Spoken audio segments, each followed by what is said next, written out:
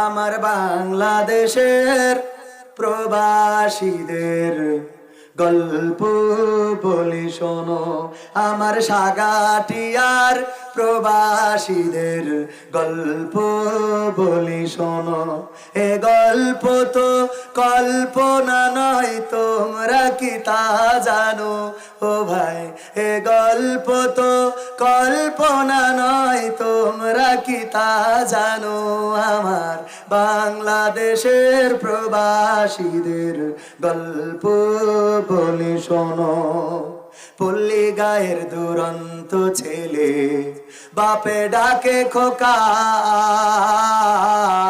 হঠাৎ করে ঢুকলো মাথায় বিদেশ যাওয়ার পোকা। রোগে শোকে ক্লান্ত পিতা, খাটার নাই উপায়, বেকার